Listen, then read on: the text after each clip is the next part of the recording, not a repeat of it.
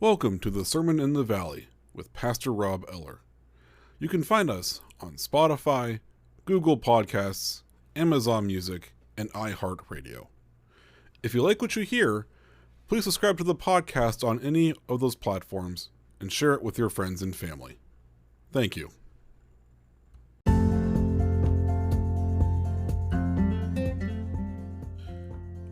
Was St. Nicholas really all that jolly? Welcome back to the podcast, everybody. Happy St. Nicholas Day. I thought for today's episode, and I know it's Wednesday, not Thursday, but because St. Nicholas fell on a Wednesday, I needed to do this today. Because it's St. Nicholas Day, I wanted to do an episode exploring the man, the myth, and the legend that is St. Nicholas, and how he has morphed into what we know as today, and how popular culture has really addressed him, and it's actually gotten a lot better in recent years, and I'll get into that later. So, let's get started with this. Who is St. Nicholas, and again, was he really that jolly? So, St. Nicholas of Myra was a bishop in the early church, and he has morphed into this legend where, especially in Europe, and really in Germany and Central Europe, on the eve of St. Nicholas Day, so on the night of December 5th, you would leave out shoes outside your room or outside your house. And when you wake up the next morning, you would find in there oranges or other fruit, maybe some sort of little trinket toy, a bag of chocolate coins, and it's kind of becoming a sort of like little precursor to the Christmas celebration. And some of that tradition of St. Nicholas Day has morphed into Christmas with hanging the stockings on your fireplace. That's taken the place of putting a shoe out for St. Nicholas.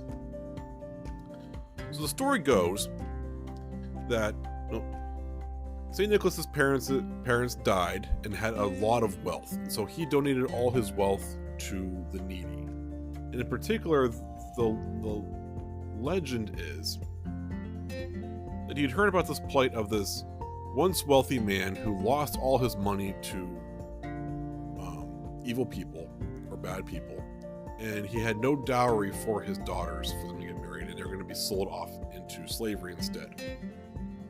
St. Nicholas heard about this, and so one night he passed by the house and tossed a bag of gold coins into the window so that the man would have a dowry for his oldest daughter.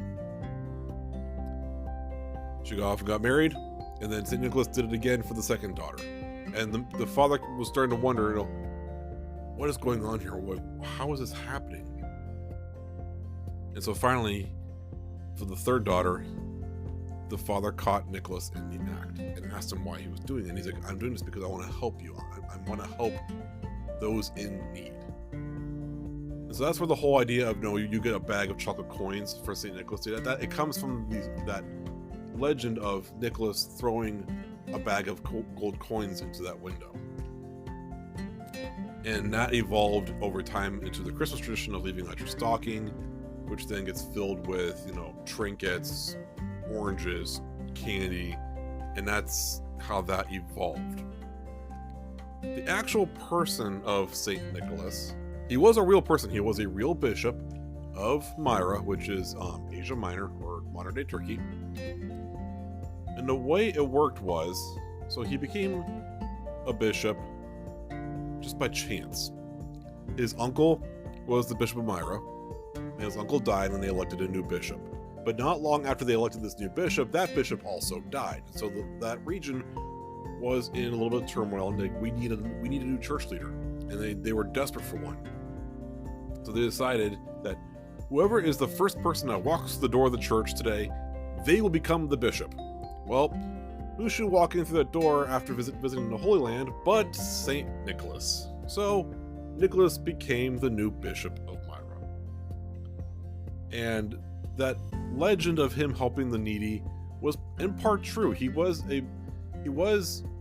very involved with helping the poor and the needy in his area, doing whatever he could. to help them. He was not a greedy man. He believed that the church was there to help people. So that's exactly what he did. He helped others. And there's not a whole lot in written account about him other than some small snippets of throughout early church history books. But that's what we have for the real man. And I tend to believe that that legend of him helping that family is probably true. I mean, maybe it was not exactly what happened, but there's probably some truth behind it, because those kind of stories wouldn't have just been made up. I mean, yes, there are stories made up to try to puff up these early church fathers, but I don't think this one would have been. This would have been a made-up story to puff up St. Nicholas. And there's more involved with them too. Also, I like to jokingly refer to today, St. Nicholas Day, also as Punch a Heretic Day. Now that sounds kind of harsh, and I'm not encouraging all of you to go out and start punching heretics, but there is some more legend behind why I would refer to that. So there was a big church council, and in the early years of the church, they would hold these big councils. They would gather all the leaders from around the known world, which basically was all the church leaders from the Roman Empire, from Western Asia, from North Africa. They all would gather together to try to settle disputes within church doctrine, maybe try to figure out some ways to move the church forward a little better, anything that's possible in these things. And so this big one was the Council of Nicaea. Nicaea sounds familiar. We get the Nicene Creed from the Council of Nicaea. The big dispute that was being settled in the Council of Nicaea was the doctrine of the Holy Trinity and the divinity of Jesus. There was another bishop in the church, his name was Arius, who did not believe in the doctrine of the Trinity. He did not believe that Jesus was both fully human and fully divine. He believed that Jesus was only human and therefore was below God. And so that was the big debate that came out of the Council of Nicaea. Now, Nicholas supposedly had heard about Arius' beliefs, and that Arius would be going to this council to address that. And he decided, okay, I need to go there and defend what I believe. I need to defend the divinity of Jesus. So he goes there. He hears Arius's point of view, and he gets so incensed by it. He is enraged because he is to hear that all these kids and poor people who have devoted their life to the faith, who devoted their life to Jesus, are suddenly being told that no, Jesus is not who you say he is. And he was furious. And the legend goes, and there's no actual written account of this, but the legend goes that supposedly Nicholas got up and either punched or slapped Arius across the face out of anger, and supposedly then Nicholas was arrested and spent the rest of the church council in jail. But nonetheless, Arius' beliefs were declared a heresy. He was pushed out of the church, and really, that branch of Christianity died off. It lasted for a little longer. It was not officially recognized as part of the church, and then subsequently just went away.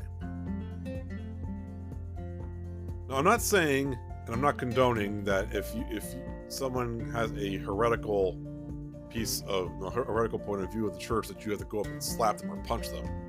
I find that a little humorous, only because we hold these church fathers, these early bishops, to such a high regard that they were like the people of the church of the day. We need to put them on a pedestal, much like we try to put St. Peter as the first pope on a pedestal, and we put all the current popes on a pedestal. I lift up the story because, in part, it shows the human side of Nicholas. He cared for people, cared for them so much that he got angry and he lashed out in defense of those people. That's why I lift it up, because it shows the human side of someone we venerate. Now, over time, the legend of St. Nicholas has evolved. It's evolved into who we today know as Santa Claus. And it's all because of a mangling of the Dutch way of saying St. Nicholas. And so when we think St. Nicholas, Santa Claus, it kind of, you can see how one can come from the other. And so St. Nicholas is often portrayed wearing red robes, hence we get the red coat of Santa Claus, the white beard, giving gifts to kids. That's kind of where the whole thing evolved from. And in fact, in some parts of the world, they still refer to Santa Claus as St. Nicholas. And for a long time, popular culture and media have kind of separated the two from each other. They don't acknowledge they are one and the same, or Santa Claus is an evolution of St. Nicholas. But like I alluded to earlier, it has gotten so much better. There are two movie series that I encourage you to watch. First one is the Christmas Chronicles on Netflix. There are sort of two movies in the series. And we find out in the second movie that Santa Claus is in fact the historical St. Nicholas. We see a flashback to when Santa Claus was first gathering the elves and going to the North Pole and getting his magical powers or whatever.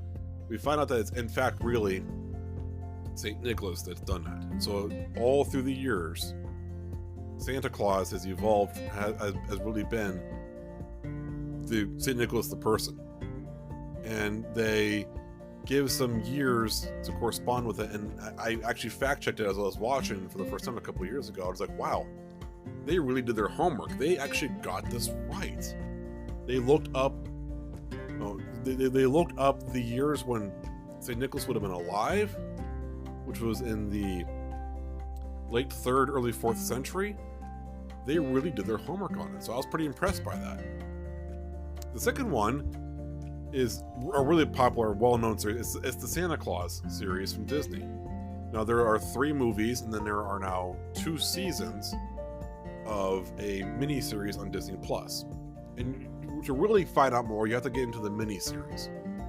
Watch the movies first so you can have the background, but when you get to the mini-series, not to spoil season 1 that came out last year, they say that the coat that Santa Claus wears, that Tim Allen's character wears, is made from the robes of St. Nicholas. That fabric is the red robe that St. Nicholas wore. And then they visit what Tim Allen's character calls the Yule verse, because all the past Santa Clauses, with the very first Santa Claus being St. Nicholas. So I applaud both Disney and Netflix for really diving into the history of Santa and really linking Santa back with St. Nicholas like it should be. That's really all I have for you today. Again, once again, happy St. Nicholas Day. If you're interested in finding out more, I encourage you to look up some stuff online. I know people like to downplay Wikipedia because it's a crowdsourced website. Wikipedia has a wealth of knowledge. I mean, they have a lot of stuff on here regarding St. Nicholas, much of which I haven't even gotten into today. But St. Nicholas is a very important figure. It's still highly venerated in the church. If you'll see churches named St. Nicholas churches, especially in the Eastern Orthodox tradition. They really highly venerate him because he is originally from Turkey. But do some digging and maybe next year, celebrate St. Nicholas Day by putting on a shoe and seeing if maybe your significant other or someone gets you some chocolates or an orange or something.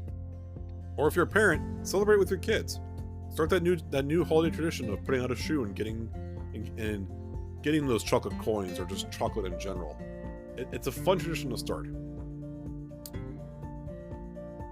That's all I have for you today. If you like these more history-based episodes, let me know. Throw a comment on this episode or shoot me a message through Facebook. And I'll be happy to do more of these historical-based episodes. But as always, if you like what you hear, please subscribe to the podcast, share this with your friends and family. The Sermon in the Valley is written and produced at the Patrick Stevens Broadcast Studio in the heart of Tuscarawas Valley, Ohio. God's blessings be on each and every one of you. Have a blessed day.